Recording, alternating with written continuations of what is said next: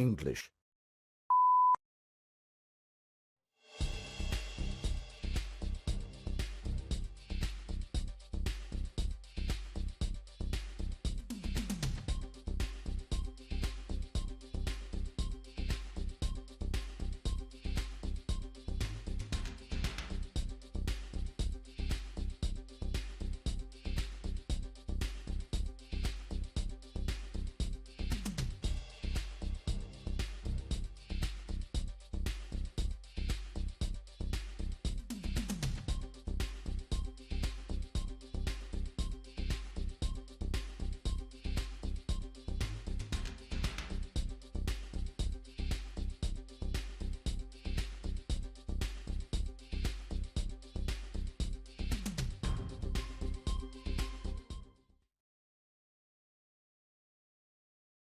Channel 2, English.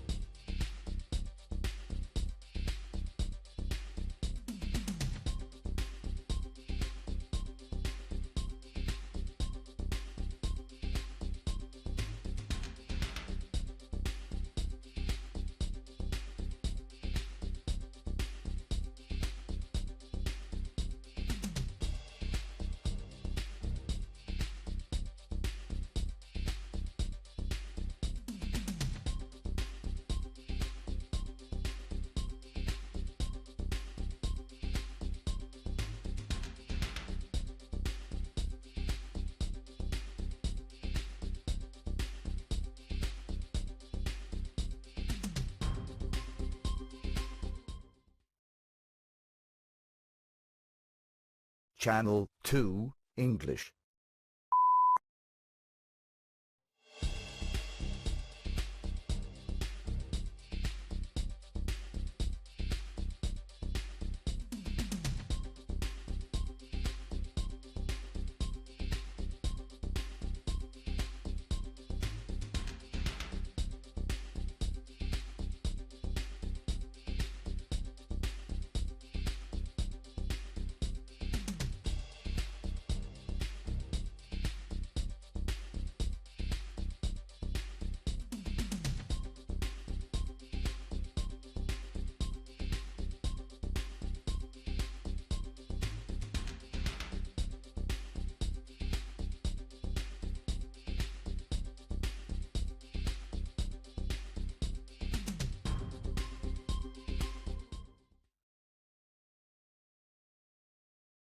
Channel 2, English.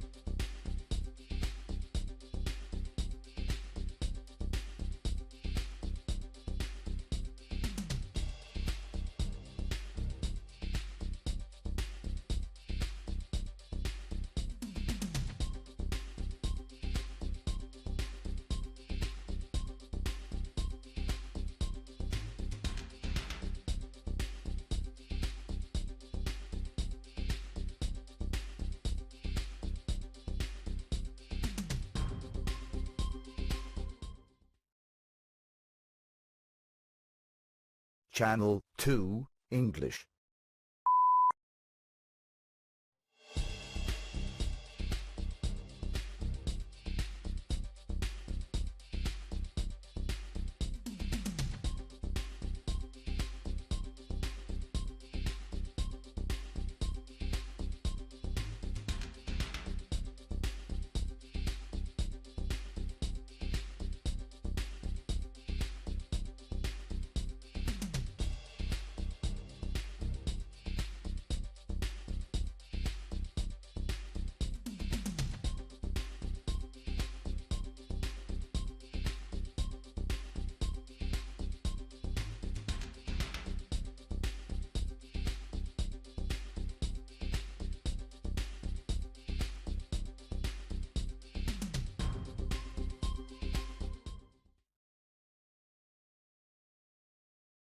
Channel 2 English.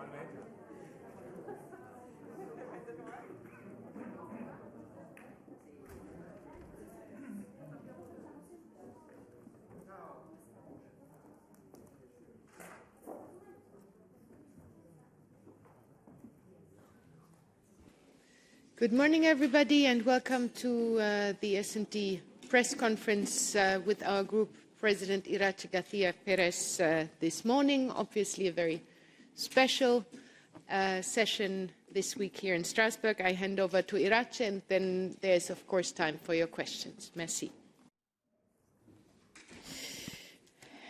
Buenos días. Good morning, ladies and gentlemen.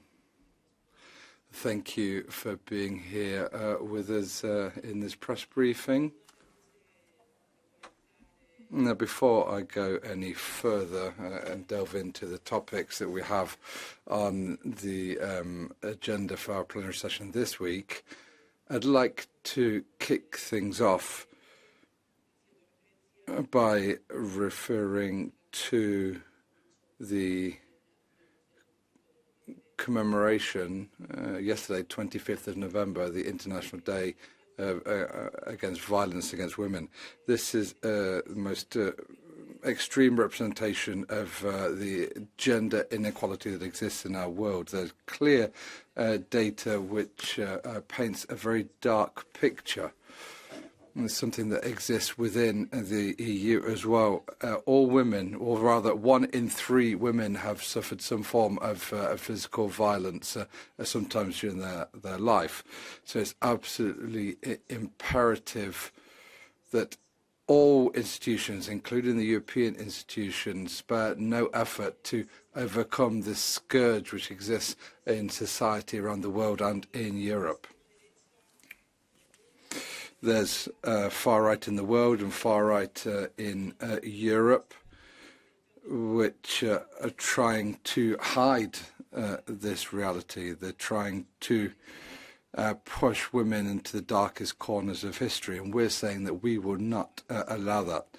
They want to say that all the progress that has been made in terms of gender equality, they want to see that undermined. However, the S&D group will continue with its commitment, continue to lead in the areas of gender policy and fighting for gender equality in Europe. A more feminist Europe will be a fairer and more equal Europe. I also wanted to mention another point.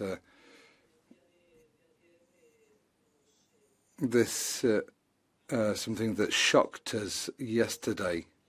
This is the outcome of the presidential elections in Romania. We saw the results of the first round of the presidential elections. We saw how the leader of that is a candidate who represents the entire opposite of EU values, a candidate who was unknown politically speaking until recently, someone who has a profile which is quite concerning for the European Union. They are pro-Russian, anti-NATO. They use a social media-based strategy to convey false and populist messages.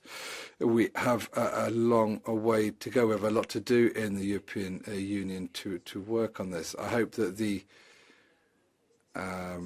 results of the second round of the voting will lead to a change in current forecasts. However, I will say I am certain that this is something that should be ringing alarm bells for all pro-European forces and explaining all the work that we need to do. And we need to continue to work in a united manner despite the differences, the many differences. We need to assume the responsibility to ensure that Europe continues to build on the values that have been built on so far. Now, with that responsibility in mind, I'd now like to move on to the topic of the College of Commissioners. Now, I think you all know that last week, following extremely intense negotiations and some disagreements, some quite major disagreements between different political groups, we were finally able to come to an agreement with the EPP and the Liberals. So we were able to build a pro-European alliance, an alliance to continue building the Europe that we need. It's a very complex moment, globally speaking. The geopolitical situation is, speaking honestly, something that is quite challenging at the moment for the European Union. We have the results of the US elections. There's Russia's war against Ukraine. There's trade war with China, which makes us aware of the fact that Europe needs political stability so that we can address the challenges we face. Now, with that in mind, we worked to finalise an agreement with the EPP and the Liberals in this House. For us in the S&D group, we're going to continue working on this.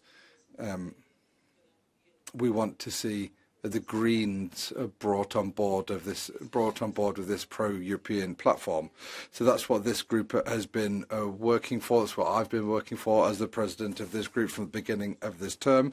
We want to work with the other groups when it comes to voting on the president of the Commission, Ursula von der Leyen. And now, once again, we have the possibility to work together again with the four of us together to ensure that we can tackle the challenges that the European citizens need us to tackle. This afternoon there'll be a group meeting. This will allow us to take the final position in relation to the College of Commissioners. I think you know within our political group there are some divergent opinions in relation to the College of Commissioners. However, we listen to the differences, we respect our differences, but nonetheless, the S&D group is more united than ever. We know that the vote on the College of Commissioners is an important moment, but more important than that would be the implementation of the policies that need to emanate from the European Commission. We're ready to work on that. We're committed to working on that. We're committed, we're united, and we want to continue working on that. And as I said, there's a group meeting this afternoon, but we will be up to the challenges that are required, and we will remain committed to European stability. We have always been a responsible political group. We're responsible for building Europe, and we will continue to do so and to be so. So hopefully after the vote, the Commission can start working in December. We look forward to starting to work on the policy that Europeans need. Thank you very much. And now, obviously, open to you. Any questions that you may have? Yes, Iratxe, Pietro, please. Good morning, Pietro Guastamacchia, ANSA. Just a few minutes before you, Mr. Weber came here to describe a coalition that goes from the Green to ECR. So actually he was talking about more groups than you, one more. Is that how you see this broad coalition as well?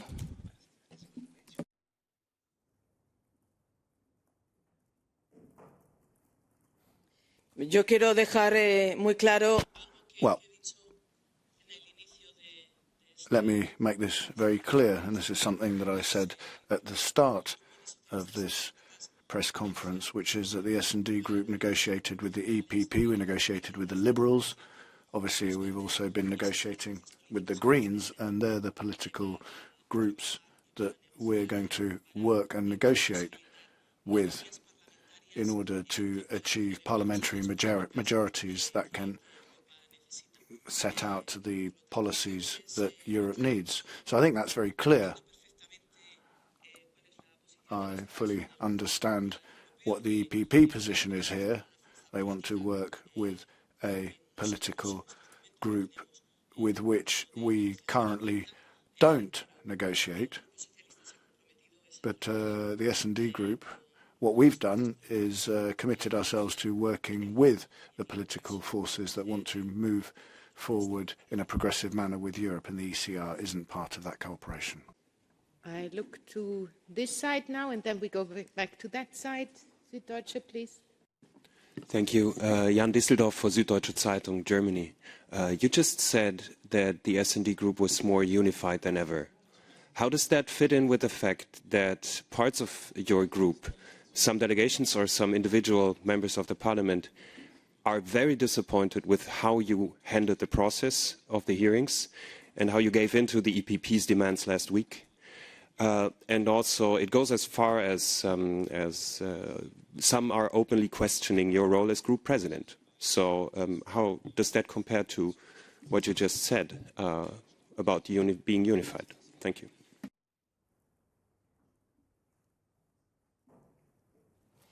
Yo tengo que insistir en la unidad del grupo. Well, let me once again reiterate the fact that we are unified, and there are differing decisions when it comes to the majority position of the group. But there is something that I would like to make clear. During the discussions that we held within the group, there were no criticisms of the way that I managed the negotiations that we're talking about. Obviously, if this criticism exists, I mean, it's obviously something that I can take on board. I could fully understand it, but let me make it clear that during the group meetings, when we talked about these issues, no one ever called my leadership role into question. And no one called into question the way I'm managing these negotiations. I mean, the situation in which we find ourselves, well, there was a lot of understanding shown for that. And we held a group meeting last week. And during that meeting, I complied with the mandate that the group had given me, which was to reach an agreement. I mean, this was a mandate I had from the group. And so I went along with it and I achieved an agreement. I mean, obviously, I can understand that the agreement may be something that some people don't like for whatever reason, but it may be going too far for some, not going far enough for others. But the S&D group is very clear on the fact that if Europe has an enemy, it's not someone inside our group. Europe's enemy are those who want to break the European project and undermine the values that we defend. In the back, front here, please. Good morning, Mark Peperkorn, Volkskrant, Netherlands. I have a question about numbers. What percentage or how many members of the S&D group do you think will not vote in favor of the new Commission? And secondly, is there something agreed about this group which will not vote in favor, if they will abstain or vote against? Thanks.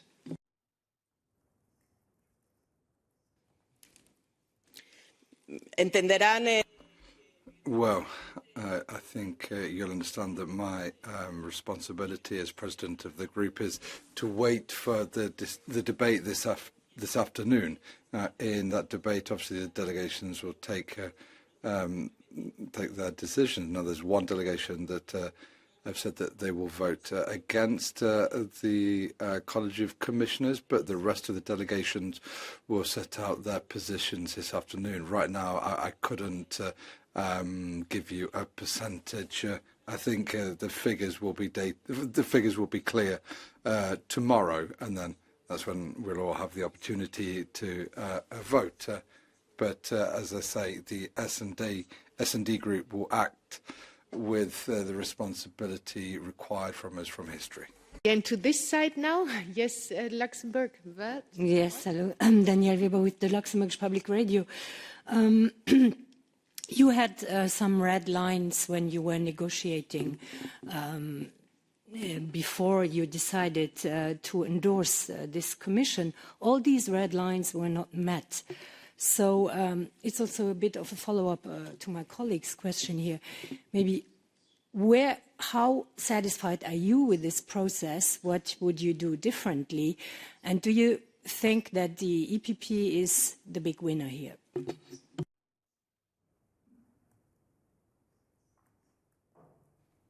Evidentemente,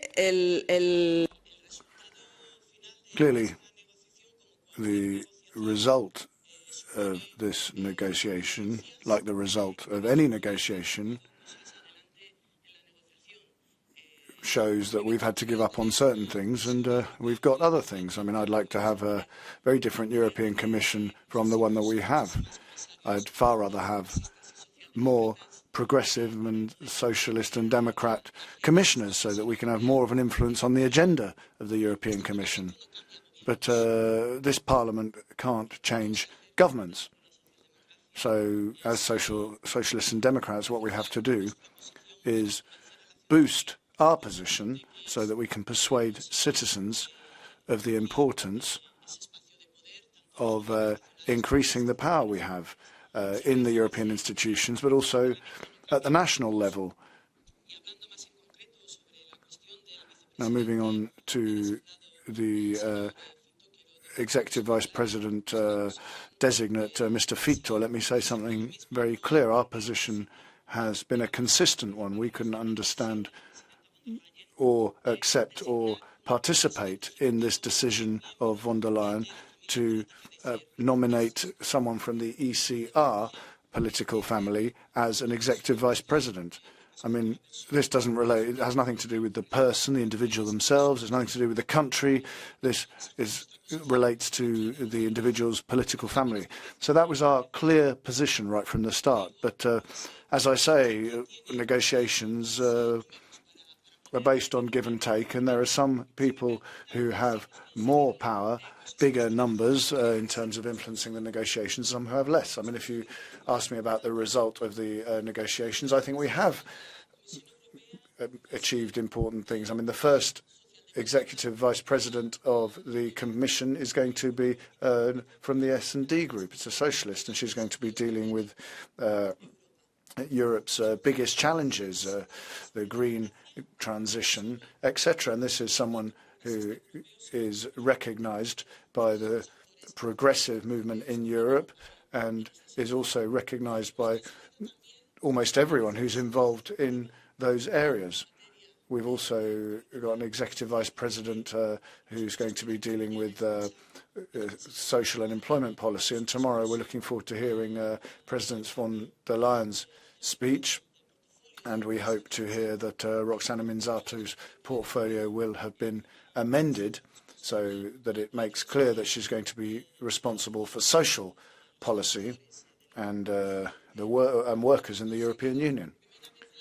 We also ensured that for the first time in history there will be, as we wanted to see, a commissioner dedicated to housing in Europe. And again, this is a commissioner from our political family.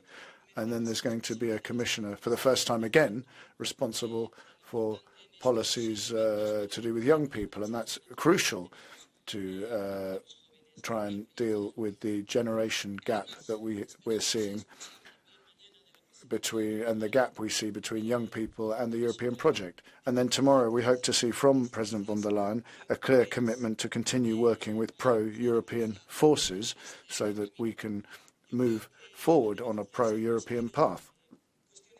I think important issues were achieved during the negotiations, not only important issues for the S&D group, issues that are important for the Union as a whole. So that's what's emerged from the negotiations. And we basically have to take responsibility and move forward now. I mean, there are two options here. Either we can let the EPP build a majority with the far right, which endangers the European project, or we can continue to insist on this traditional and historic pro-European alliance. So that's the responsibility that we've taken on board as the S&D group at this important time. Thank you. Lorenzo, please.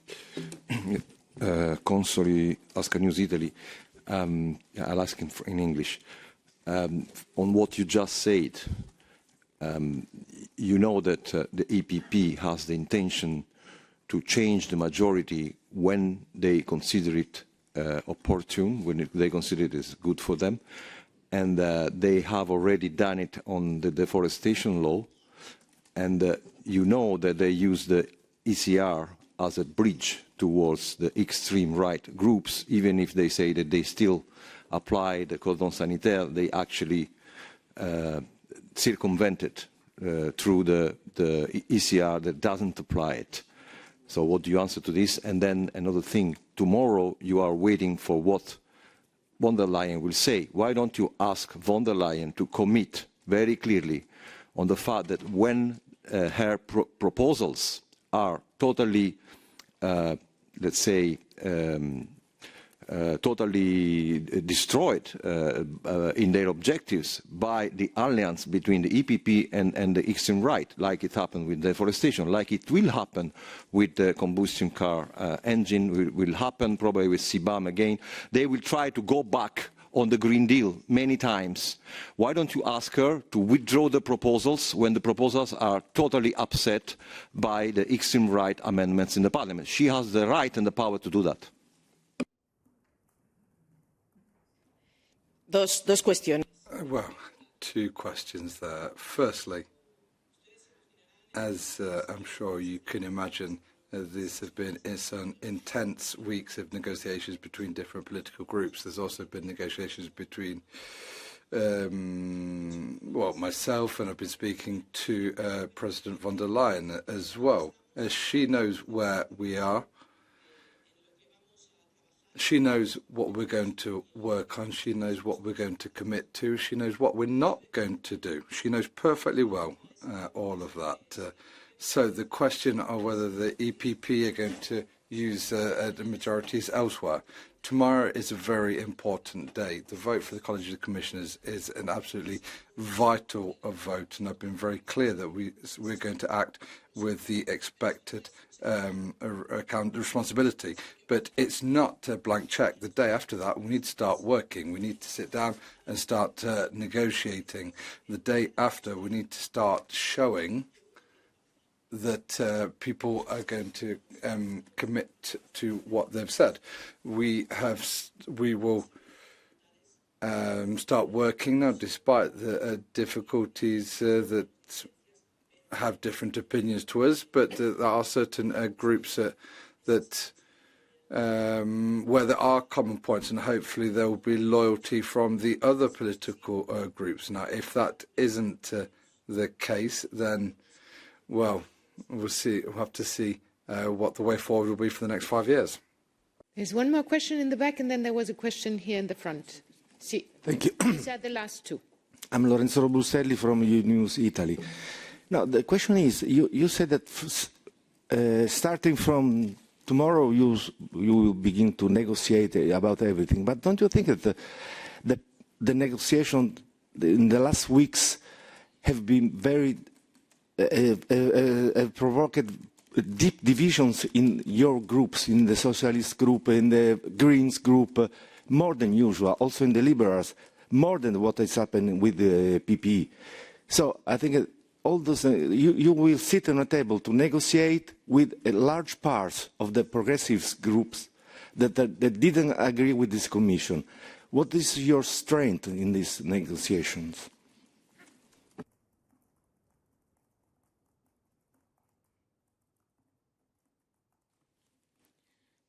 Yo entiendo todas las complejidades. Well, I understand all the complexities that you're raising in your questions. I've been dealing with these right from the start because I know how complex Europe is, and I know the difficulties that we have when it comes to building these spaces for understanding, dialogue and negotiation. But let me emphasize one thing. The S&D group may well have different internal positions when it comes to whether to support the College of Commissioners or not. But we're absolutely not split on the work that we need to do as a political group once the Commission has been appointed. Once the Commission has been appointed, then we'll have the Commission working on a series of proposals that will then come to the Parliament.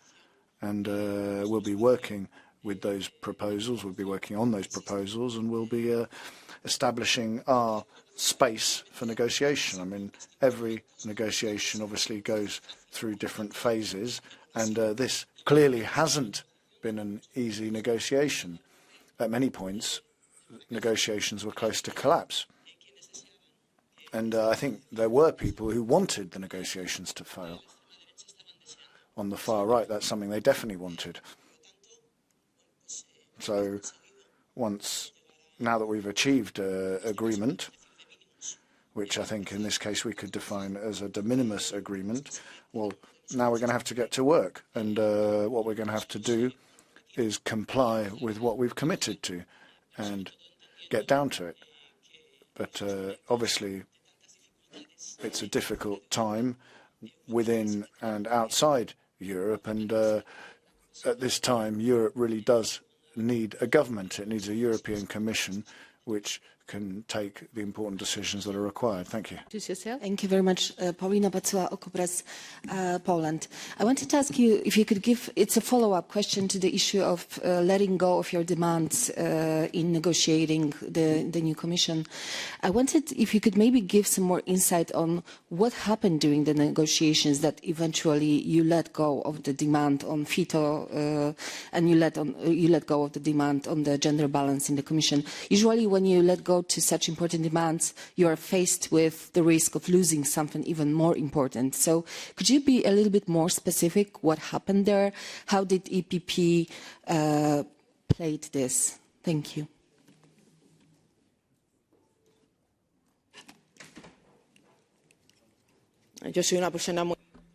Well, I'm a very transparent person, and you're very a highly trained journalist with a huge amount of knowledge of what happens with decision-making in this House and in the EU. Obviously, this is part of internal negotiation, and it's part of this. What is it that we gave up? Well, rather than that, I would say, what have we achieved? We have achieved a situation where tomorrow we can vote for a commission which contains some very important figures, some very important responsibilities for our political family. They're going to have a decisive impact on the European agenda, where priorities have been included from our group. And in relation to gender equality, I don't think it's the S&D group who we can reproach for this. And if you look at the fact that we have a 60-40 split now, well, it's us who have achieved that now. In July, it was 22% the representative of women. Well, you know, we haven't got 50-50. We managed to get up to 60-40, but 50-50 would have been great, but we had to negotiate. And if you don't sit down and negotiate, you won't achieve anything. You know, we could be voting on a commission tomorrow where only 22% of the college was female, but now we're voting on 40. So we need to at least recognise the achievements that we have got with our leadership. Perez, and for all of you, thank you all for your questions. Have a good week.